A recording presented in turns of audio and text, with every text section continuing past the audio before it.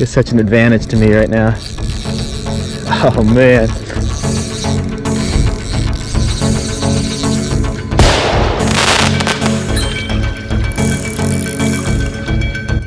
What is up, guys? Welcome back to another episode of 99 Problems But Fish Ain't One. Today we are fishing near the Conestoga River in Lancaster, Pennsylvania. The title of this video is called Make Your Own Luck, Carp Fishing. I'm going to tell you guys the tips and tricks that I use to catch more carp and again, just increase that luck. Let's get into it. Alrighty guys, and rule number one is to maximize the time that your bait is in the water. Obviously, the more time that your bait is in the water, the better chance you have of a carp seeing it and hooking up.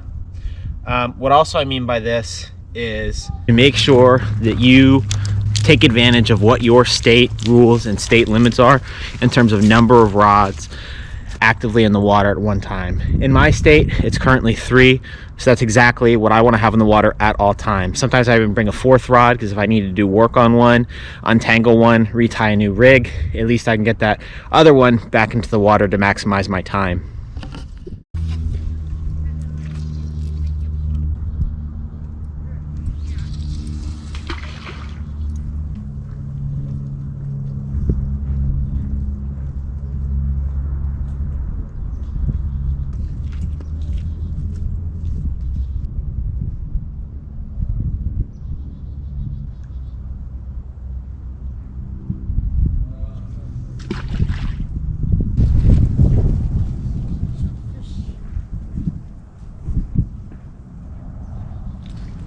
Alrighty guys, and tip number 2 in making your own luck while carp fishing, especially when it comes to rivers, is to read the bank, okay? So off to my right side here, you can see it's more of a steep incline here. And what that's gonna mean is that ledge digging into the water is going to get deeper quicker than if it's flat, like across the bank, okay? So again, right off this wood pile here to the right-hand side, it's going to be deep, which generally means slower moving water, and carp are gonna be sitting there. Okay, and if you look off to the left side, again, you have more of a slow incline, or slow decline rather. So again, that water is going to take a little bit longer to get deep, so you want to cast out a little bit further. Here we go. Here we go, guys. Here we go. Here we go. Here's a fish. Here's a fish. Oh yeah, here we go, guys. Here we go. Oh man, it's pull and drag. Oh man, it's a nice one. Oh, I think did it pop? No, it didn't. We're good, we're good. We're good still, we're good still. Ooh, ooh, there he is, there he is. Ooh man, ooh man, ooh man, oh man. Oh man, it's so hard. Oh man, guys, this is a good fish. Honestly, he's taking me into these weeds, and there's nothing I can do about it. Nothing I can do about it. It's such an advantage to me right now. Oh man.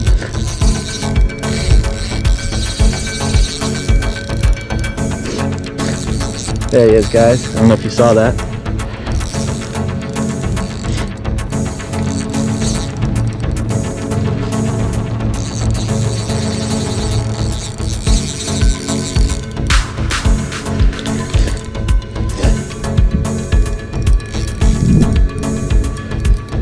Look at that rod bend. That's how you make your own luck, guys.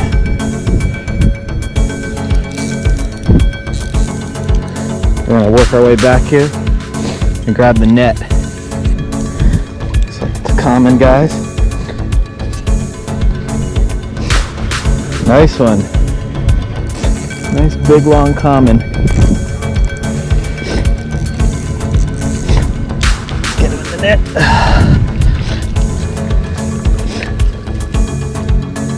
That is a sizable common, guys. Sizable common carp. Gorgeous. Wow, man, I wish I had my scale on me. He's pretty solid. He's got a nice little belly to him.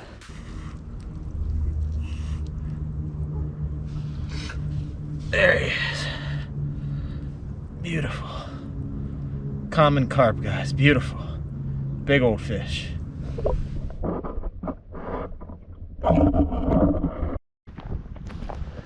Alright guys, another good tip for you guys to learn is after a good hard fight, make sure you replace your rigs. The last one, after fighting that last fish, he really destroyed like my shrink tubing, so I'm gonna have to get another rig on.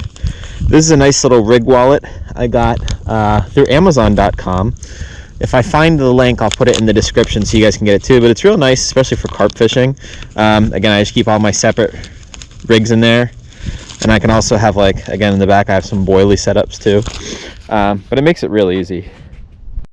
Just in case you're curious about the bait that I'm using today, it's a combination of corn, jello mix, and then I didn't have breadcrumbs, so it's basically oatmeal, Ritz crackers, saltines, all grounded down into almost like breadcrumbs. And again, that's a real nice pack. It's a little bit too wet for my liking, but it's worked okay, and it fits on the lead well. Again, probably a little bit too wet, but oh well, it's doing the trick. If it does turn out a little bit too wet, you could always just add more breadcrumbs or crackers or whatever you have. Unfortunately, I didn't bring that stuff with me for whatever reason, so we'll just have to work with what we got. All right, guys, so now we've rebaited all three rods. All three rods are back out in the stream. So what I did, again, I commented on this earlier, but you want to keep as many baits and rods in the water as you can at one time. So this spot right here is exactly where I caught that last fish, okay? And after I caught that last fish, I had to re-rig. Again, the bait stop was ripped off, the bait was ripped off, the shrink tubing was ripped off, okay? So instead of taking a rod completely out of commission, what I've done here is I've pivoted all the rods, okay? So the rods that were down that way have all shifted, because again, right now it seems to suggest that there are carp in this little hole off of this deep embankment here. So again, that's where I want my bait to be, okay? Don't fix what's not broken. And I just caught a fish there. So the first thing I did was throw another bait immediately right out there. After I re-rigged that third rod, I brought it down that way. Alrighty guys, so I officially have moved spots. I moved down, and this doesn't seem quite as deep, but it seems every bit, if not more, slow in terms of the water movement. So we'll see if there's any carp camping out in this area. There was a gentleman I just talked to for like literally the last 20 minutes who said he's been fishing this for a long time, basically since he was a kid. And he said around these two trees, he had seen people have some success with carp before, but he himself does not fish for carp. He also was talking to me about how the different smallmouth bass and stuff he's pulled out of here, which I've never seen a smallmouth bass in here. I'm not saying they're not, but kind of makes me wonder.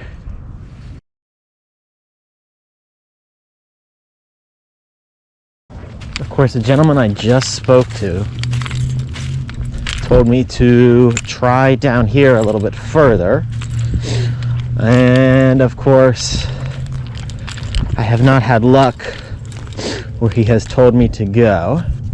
Nothing against that gentleman. I'm sure he intended to get me on some fish, but they are not here, or B, they are not interested in what I am presenting to them today. But I did find a juicier spot down here further that honestly looks like not only carp could live there, but I would be interested in the summer to fish this spot as well. And you'll see what I mean once we get there.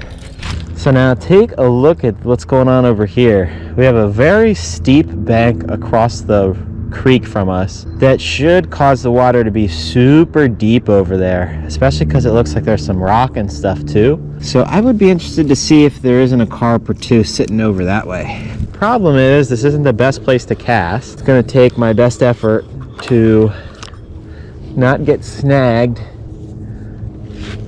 in all of this brush. I'll take that. That's about perfect. If I try to do that 20 times in a row, I would probably fail 19 of them. Got a fish, guys. Got a fish. Got a fish. I think we got one. I think we got one. Man, he took us into some snags. Another carp.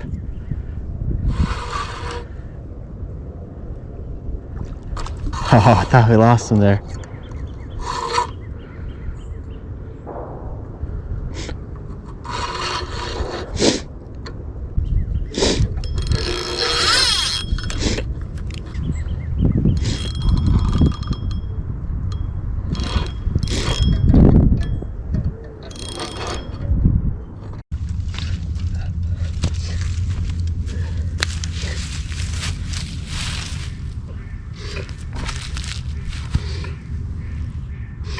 There's a gorgeous common, guys. Great fish. Great fish. Let's see if we can't put them back in the water.